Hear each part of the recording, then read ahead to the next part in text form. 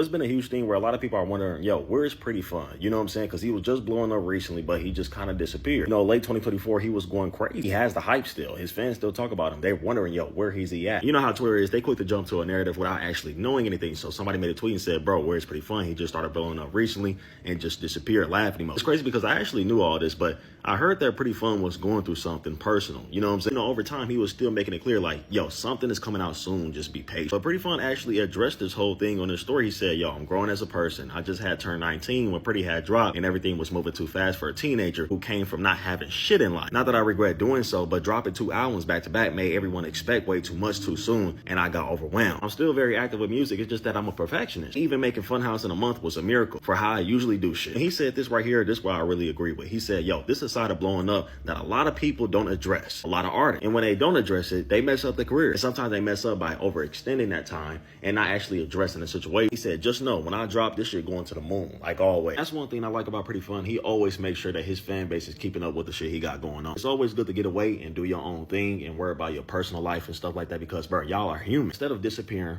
or replying to this guy and actually snapping on him instead, he actually cares to let his fan base know who he is as an artist. And even as a person, he's saying like, bro, I'm trying to grow. You know, I was a teenager doing this. There's a lot of stuff that he said in here besides him just saying, yo, I got some more music on the way. He's actually telling us who he is as a person and what to expect in the future. All these projects that dropped so early and went off made us think that he's just this very, very consistent artist, that he's going to drop every 2 months or so. But he's one of those artists that like taking their time. And you got most people that would just think that the guy don't care about the career or something like that, but whole time they could truly be going through something. And I'm sure a lot of y'all don't mean anything by, yo, where's Prettifun? But sometimes it's just good to let the artist cook. It could be way deeper than what we know or what we think. But Prettifun is right, bro. He's at that point where he has a lot of hype right now. They're expecting something new, something fresh. It was okay for him to back off a little bit. He didn't already gave us 2 tapes and all that stuff and EPs on top. There's no rush for him. The fan base is still there. Y'all see the hype every day. People still find some way to bring his name up, especially when it comes to him just having talent. He's definitely making a different side of music right now, that happy side. And I get it, bro. He definitely got the hype right now, but